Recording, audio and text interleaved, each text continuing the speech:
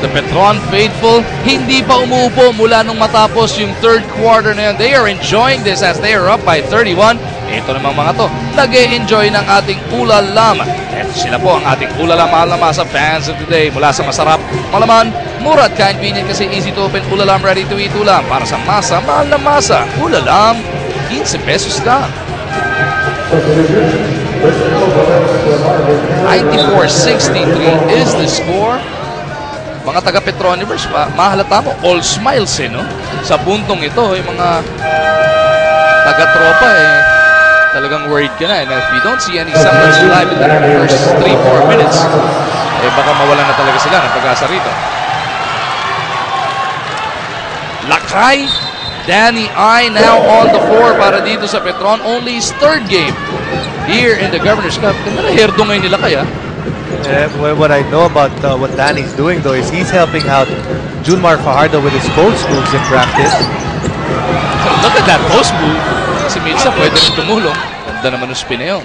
Makakasama ni Ildefonso at ni Millsap. Etong sina Lanete, Lassiter, and Lutz. Binabantayan niya sina Castro. Alvarez for the first time. Nandiyan din si Aloseni, Anthony, and Fonacher. Millsap on the run. Trying to use that sidestep kontra dito kay Anthony.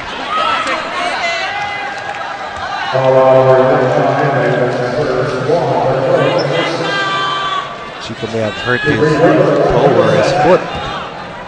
Must need to be substituted. Actually, una para dito kay Millsap.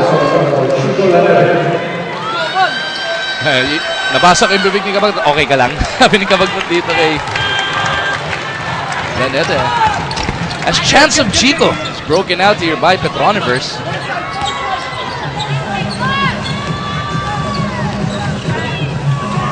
Still no conviction cited.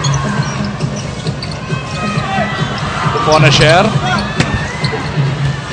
Kabagnot para sa rebound. Pushes it up to Millsap. Lutz slides it up. Gets those 2 points. And you know, and the way this game is going, you're just probably wondering how big can this lead be? Pagkatapos ng jumper na yun, umupo na si Coach Gia Vanilla. Kanina pa hindi umupo yan kahit malaki na ang kanilang kalamangan. Hindi na nga nagkasya sa index card ni Roy Lopez. Nagulo na nga siya Hindi niya na ma-add ng tama 24 yan. 34 24 nakasulat 97-65.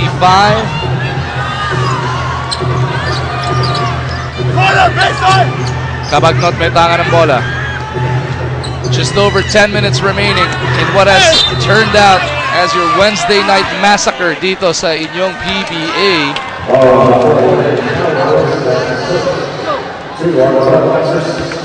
Bottom half of our standings. Talking Tex and Barangay Ginebra. They're down there and they're going to need a victory at some point. They have a chance. They're definitely going to get the 3 wins because they're going to face each other. Isa dalawang yun. But remember that Global Port with a victory today is still a full game ahead of them both. Nakaiwas do sa 5 losses yung Global Port so far. So yung dalawang 2-4 do sa baba as well as yung Air 21 na 1-5. They'll have a lot of ground to try and make up. Remember, Air 21 is also going to try to make a run with ASI.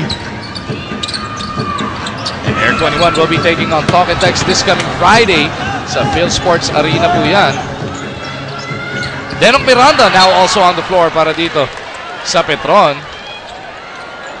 Only his 4th game dito sa 7th outing ng Blaze Boosters. Pero pag nakakwento natin si Denong, happy naman siya dahil sa ganda ng nilalaro ng kanyang koponan. Just looks to contribute in any way he can.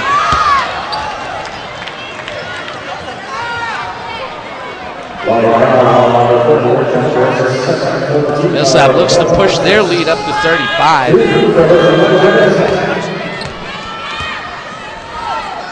Ano yung binanggit natin kanina? Itong Talk and Text was giving up 106 points sa kanilang mga talo so far dito sa Govs Cup. Konti na lang, nando doon na itong Petron. Malamang to, lumampas-lampas pa. 9:47 remaining in the game. Petron hits the century mark, Jason. Yeah, you know, they get to the century mark, but even worse, para dito sa Talking Texas, this is a team that actually can't score. They're best in the league in terms of scoring. And in today's game, they were limited to 65. Unang 5 laro nila, 102 points per ball game ang kanilang ina-average. Ang pinakamalaking absent, Tony Mitchell, 37 average, 7 puntos lang sa gabing ito. Ito yung sinasabi natin with Petron, you know, they're poised to go all the way to 6-1 at the moment if things continue. Talking Tex, they're one of the teams that actually will have those 4 losses. So the only 3 teams will have that: Global Port, Talking Tex, and Barangay Ginebra. Remember, bottom 2 will be eliminated. So itong Petron, if they hang on for the next 9:42, will be 1 win away from guaranteeing themselves of the top spot. Dahil lahat ng ibang team hanggang 6 wins na lang. If the Petron picks up their 6th win tonight, isa na lang. Number 1 na sila, and they will have to try and get it against Alaska on Friday or Global Port on Sunday.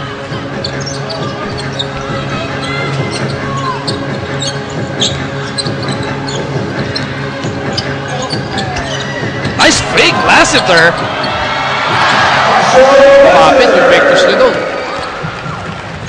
Marshall has 18. So many guys para dito sa Petron have come in and really have put an imprint in this game. Kabagnot nga, hindi na masyado nagdagdag sa kanyang scoring mula ng first quarter.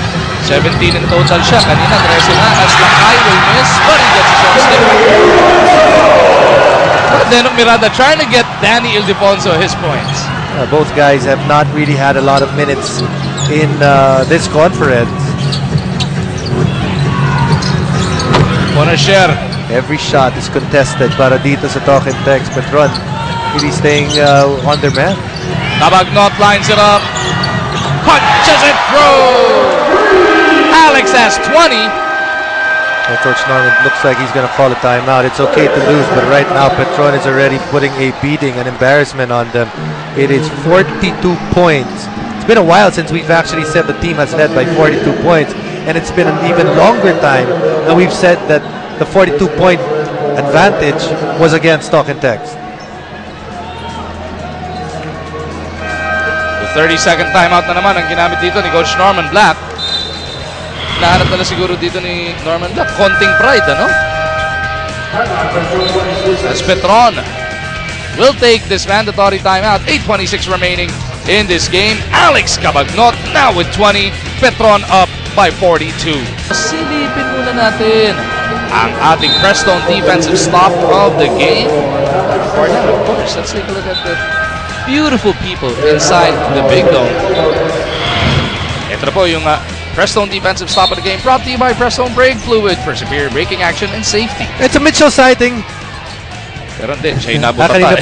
Kanina pa ba yan? Siya yung nabutata. Kala ko bago. Sa Preston Brake Fluid, sigurado nasa mabuti kang kamay. Remember, Paul Mitchell was actually removed at the 10-minute mark of the 3rd quarter. Tony rather. 10:02 ba? Something like that. 10-minute mark. 10:08. Third quarter pa yun, hindi po dito sa 4th quarter. Makes you wonder what's gonna go on inside etong kampo ng tropang Texers. Pero malaking problema or issue para sa Talking Tex is they actually have a game day after tomorrow. So whatever issues that they have with their import, they have to be able to fix that tonight. Be ready for practice tomorrow and prepare for Air 21 the next day. First game pa yun, ha? Yung sa Air 21, so you even lose those couple of hours extra. Very short, 5 o'clock game. Very short turnaround for them. So less than 48 hours for Talking Tex to try and turn things around as they take on a very inspired Asi Taulava and the rest of Air 21. They're going to try to make a run. What are they now? 1-5, so that means that they have another 3 games left. They're 2-3. Yung Air 21, yeah, they're 1-5. 3 games remaining para sa kanila. Pinasok na rin dito si Deutschmann para dito sa Petron.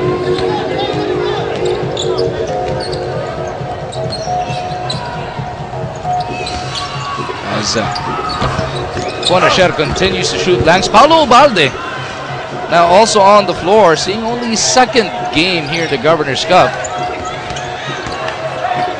Another member yan, San Miguel Beermen sa ABL. Alubalde, balik PBA din. If I'm not mistaken, he was actually a member of that Petron team that actually won the championship. Their last championship. Off top of mind lang, Jason, the last time I remember etong Talking Text get beat, if they can turn things around in the next 7 minutes. Last time I remember these guys get beat this bad was 2009 Alaska. Ang kalaban, doon pa yun sa San Juan Arena. San Juan Arena, that was the first game. But remember, after that, they ended up actually having a good run. And even more bad news here. Jason Castro is shaken up. It's like he took something to the breadbasket.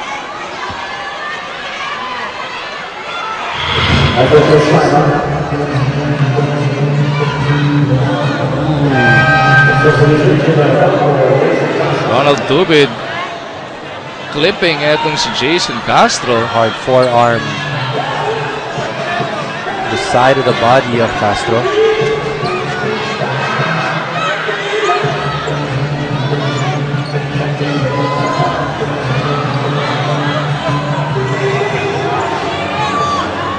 In a 40-point ball game, you do not like to see anything like this happen.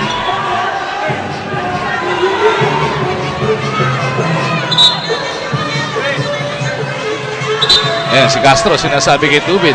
Ayan, tinuturo ni Tubid yung scoreboard, yung cube natin dito sa Araneta. Sabi ni Castro, yun nga nakikita ko, yung replay. Sabi ni Castro, nakita ko ang ginawa mo.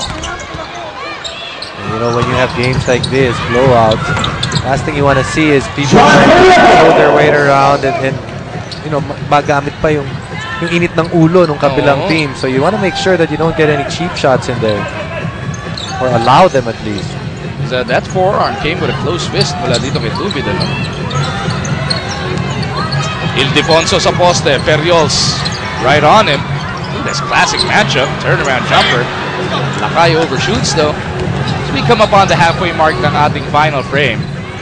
Safe to say, Petron will move up to 6-1, formalizing their entry into the quarterfinals and will be 1 win away from the top seed, Jason. And ito yung matagal nang inaantay ng Petroniverse, matagal nang inaantay ng PBA fans, PBA observers, yung magdomina itong Petron ng ganito because of what their lineup is composed of. Right now everything's working for them. It seems that they are actually enjoying the company of one another. You know, when you're winning, it's always nice. Everything is rosy, and right now, pretty rosy in the Petron Blaze Boosters camp.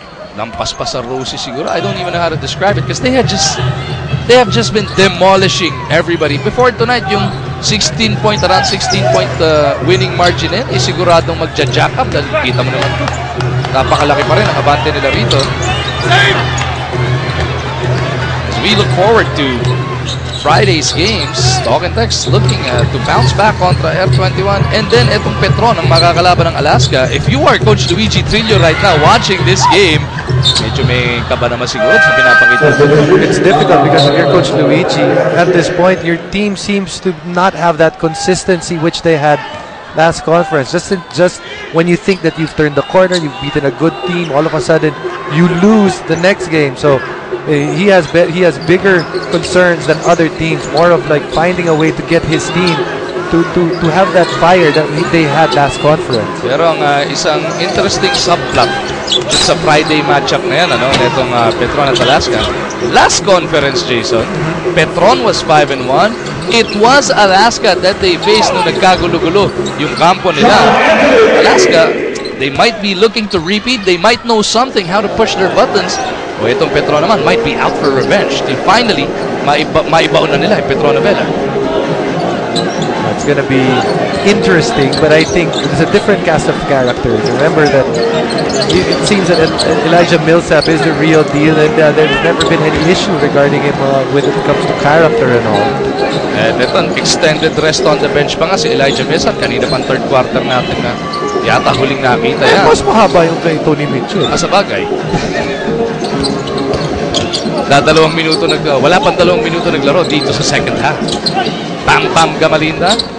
Will a jumper? No. Anthony underneath is fouled.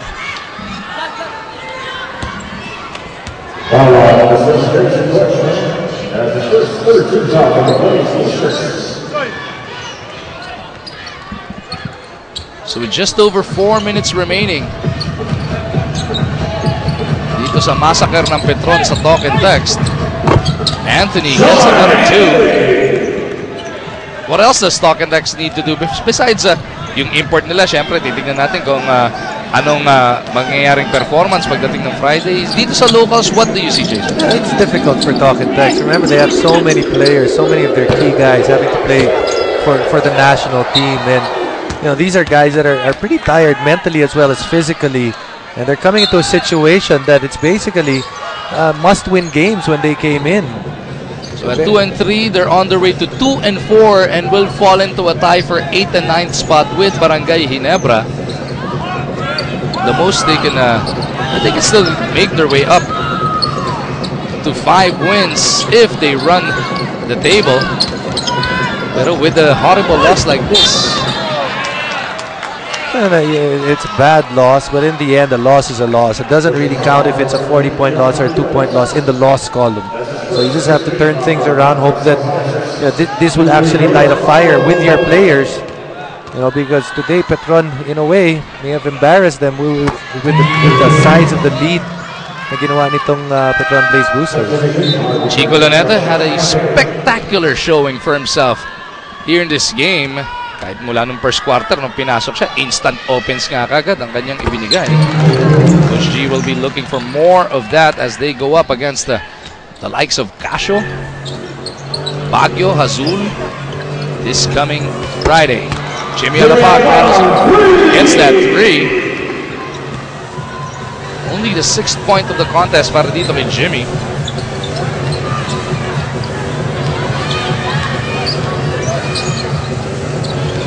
Full schedule tayo this weekend. Pagdating na binanggit na natin Friday Field Sports, pagdating ng Sabado dito rin tayo sa Big Dome. The second game of that day will feature rain or shine kontra Barangay Ginebra before we head over to the Cuneta Astrodome sa Sunday.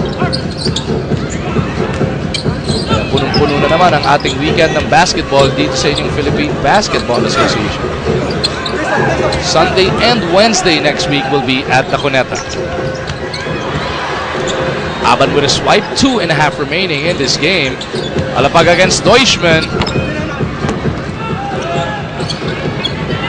Jimmy couldn't send it home. Tobit from the corner, adding insult to injury. Balik sa 35 ang abante ng Petron.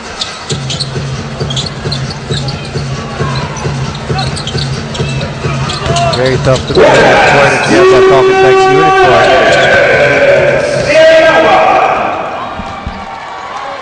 Lalo na siguro for a guy like Raba Aluseni, who finally had his best game as a tropang texter here tonight in this Governor's Cup. Yeah, you can say maybe for Raba, maybe even more for a guy like Jimmy Alapag, who's not used to having his team getting walloped this way.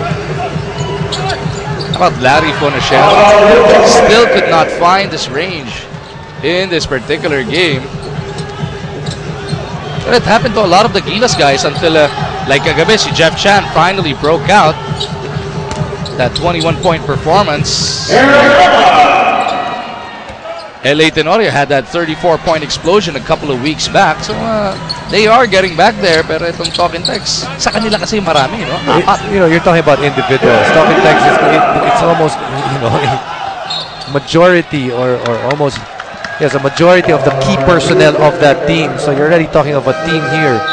Unlike, let's say, Petron, they only have one personality, one person in Junmar Fajardo. When you talk about Ginebra, you only have one person, and that's make that two, LA and Japet. You have other teams as well that only have one or two. So these are, Talking Text is a team that's really going to struggle dahil sa dami nga ng mga players na nandyan. And also, people have to remember, binabanggit natin, ang dami rin nawala sa kanila. Guys like Kelly Williams, the trade for Jared Dillinger. That's not taking anything away mula dito sa Petron. They came in with a purpose. They battled in that first quarter, led by as much as 7 points before settling for that 5-point lead. But in second quarter, that proved devastating para dito sa tropa. They were held to 7 points, Jason. Yeah, when you look at this game and you look at this tournament altogether, Petron is the team that has looked the sharpest from day one. Yes, they did lose in their opening game, but after that, nabanggit na nga natin, total domination yung mga panalong pinakikita nila. Pati 4-4 na lang nga si Junmar eh. Oo nga. Kaya. Magic season, ipinasok na rin dito para dito sa Petron. So it's the mop-up crew right now.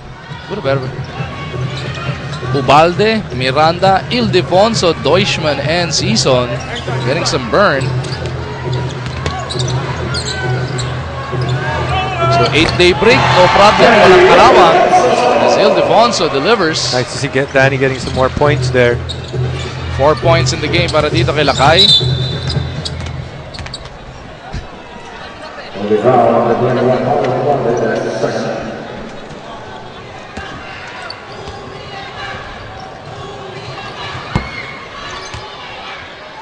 Petron fans saying uwian na. Medyo late na yan, Brad.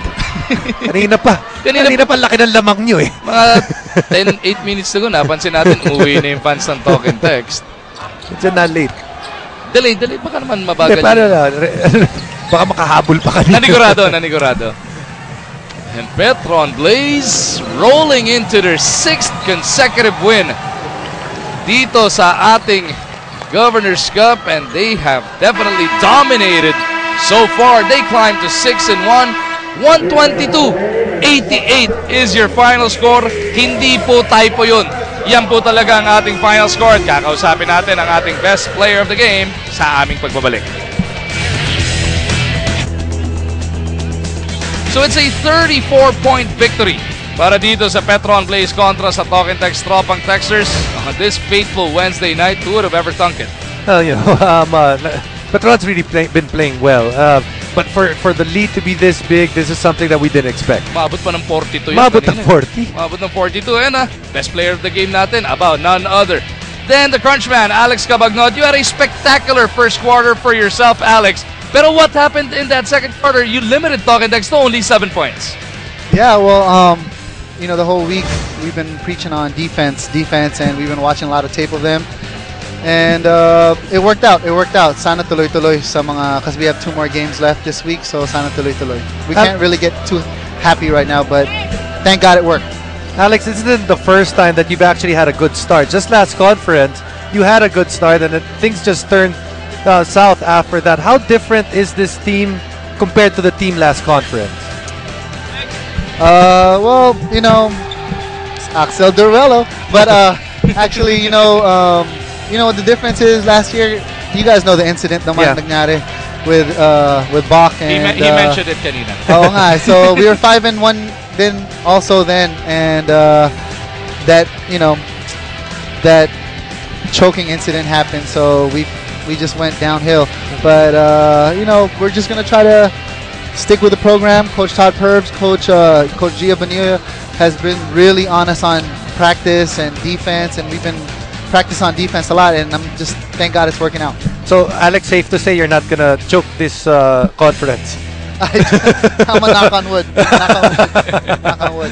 Alex, here's your chance. Invite everybody to the Phil Sports Arena for your game against Alaska this Friday. Actually, you know what? I just wanted to say this game was actually for Lola Duda, and I've been actually at the hospital with my girlfriend. She's actually the Conojero family. I know you guys are probably watching. This game was for Lola Duda, and my mom, that's watching in the States, I know she's watching late telecast, but she got a nice TV package, Filipino TV package to States. Kuy Dino, saka si Lola, saka si Mom. You know, thank you guys and all the Petroniverse. Maraming salamat sa mga support nyo and your great feedback. Sana tuloy-tuloy na. God bless. Congratulations once again, and our prayers go out to Lola, to Ginger's Lola. That'll do it for us inside the Big Dome, pero wala pong aalis dahil the Sports 5 Center is coming up. Sa ngala ni Jason Webb, ni Sel Guevara, director natin na si Francis Upillo, producer na si Randy Victoria, at statsman na si Roy Lopez. Mag-umarjan po. Nagpapasalamat sa inyo panonood. This has been a Sports 5 production of the PBA on IBC.